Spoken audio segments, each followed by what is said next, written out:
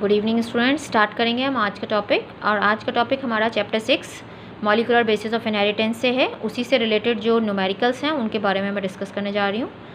आज का first question है, in DNA 20% bases are adenine, what percentage of bases are pyrimidines. यहाँ पर ये हमको बोल रहा है कि जो एडेनिन है वो 20% है, ठीक है, और प्रिमिडिन्स कितने होंगे, प्रिमिडिन्स की जो परसेंटेज है वो पूछा जा रहा है।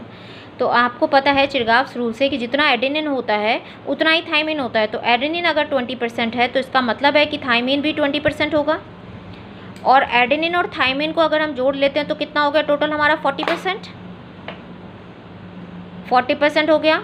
अब 100 में से इसको हम कर देते हैं माइनस, तो हमारे पास बच गया 60%।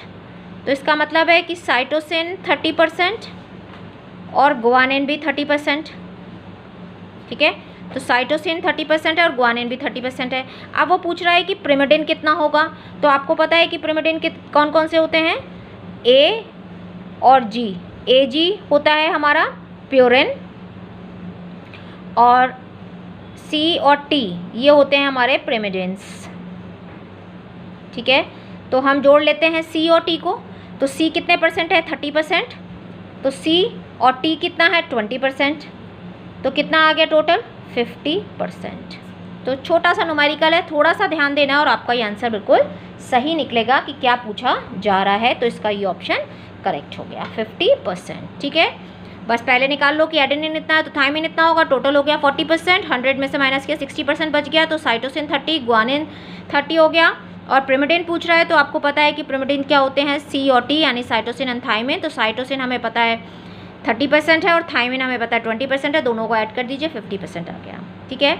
Next question, the number of nucleosome present in human cell is, कितने न्यूक्लियोसोम प्रेजेंट होते हैं। और आपको पता है कि जो एक न्यूक्लियोसोम है कितने बेस पेयर होते हैं उसमें, 200 बेस पेयर, ठीक है। और डीएनए की आपको डीएनए में पता है कि आपको कितने बेस पेयर होते हैं, 6.6 × 10⁹ बेस पेयर। इसको आप डिवाइड कर दीजिए 200 से, ठीक है। जब हम इसको 200 से डिवाइड करते हैं तो हमारा क्या आंसर आता है, 3.3 × 10⁻, ये दोनों जीरो को ऊपर ले जाएंगे तो 2 जीरो यहाँ से माइनस हो जाएंगी, 10⁻7। इतनी न्यूक्लियोसोम आ गए, क्योंकि 200 बेस पेयर से एक न्यूक्लियोसोम बनता है। तो 6.6 × 10⁹ बेस पेयर में कितने न्यूक्लियोसोम बनेंगे, 200 से हम डिवाइड कर देंगे तो हमारा आंसर आ गया 3.3 × 10⁻7, क्योंकि ये 2 जीरो यहाँ से माइनस हो जाएंगी, ऊपर जाएंगी।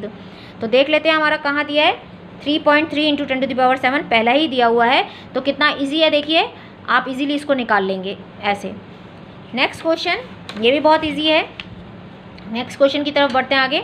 नेक्स्ट क्वेश्चन में बोला गया है, if Meselson and stall experiment is continued for 4 generations in bacteria, the ratio of N15 कितना रेशियो होगा, N15 N14 यानी हाइब्रिड का कितना रेशियो होगा, और N14 जो लाइट वेट है उसका कितना होगा।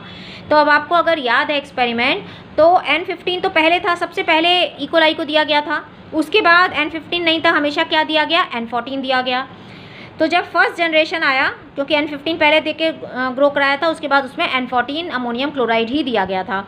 तो फर्स्ट जनरेशन में क्या बने थे, हाइब्रिड बने थे, जो प्रूव कर रहे थे semi conservative nature of DNA replication. उसके बाद सेकेंड जनरेशन में फिर से N14 दिया गया, तो क्या बना, 2 हाइब्रिड बने। हाइब्रिड बस यही N15 रहेगा, क्योंकि इसके बाद तो N14 हो गया। तो सेकेंड जनरेशन में यहाँ पर 2 ही हाइब्रिड रहे, 2 नए बन गए, 4 बन गए। थर्ड जनरेशन में क्या हुआ, हाइब्रिड ये 2 ही रहे और बाकी के नए बन गए, यानी टोटल कितने बने, 4 से 8। तो 8 में से 6 नए बने N14 वाले और 2 हाइब्रिड रहे। फिर फोर्थ जनरेशन आ गई, तो फोर्थ जनरेशन में हाइब्रिड वही है, N15 नहीं है अब कोई भी, सिर्फ N14 है और हाइब्रिड है।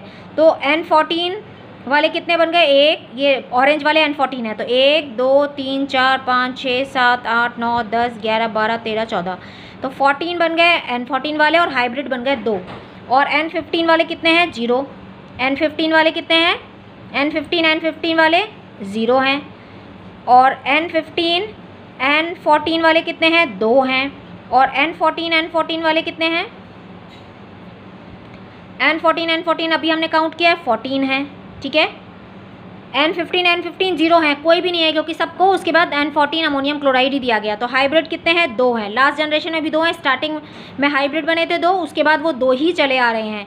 तो N15 N14 यानी हाइब्रिड यानी इंटरमीडिएट वाले 2 हैं, N14 N14 14 है। तो ये हम देख लेते हैं। तो रेशियो N15 15 0, N15 14 2, N14 14 14। तो हम इसको सॉल्व कर लेते हैं। 0:1, 2 इसको कर लेते हैं 7।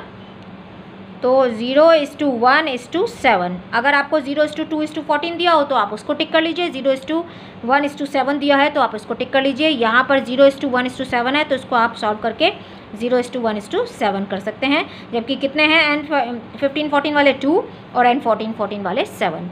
तो हमारा कौन सा सही हो गया ऑप्शन, ये डी वाला ऑप्शन, यानी 0:1:7 जो है वो हमारा करेक्ट ऑप्शन हो गया। ये लास्ट ऑप्शन हमारा करेक्ट ऑप्शन है। तो इस तरह से आप एक क्वेश्चन को सॉल्व कर सकते हैं इजीली। किस जनरेशन में मांग रहा है बस आपको ध्यान रखना है। N15 हमेशा 0 रहेगा क्योंकि N15 कभी दोबारा दिया ही नहीं गया, स्टार्टिंग में दिया था। हाइब्रिड हमेशा 2 ही रहेंगे और बाकी जितने भी बनेंगे वो सारे नए बनेंगे। तो हमारा ये ऑप्शन करेक्ट हो गया। इस तरह से आप ये न्यूमेरिकल्स को ईजिली सॉल्व कर सकते हैं। तो आपको समझ में आए होंगे। So like, subscribe and share. Thank you, thanks for watching.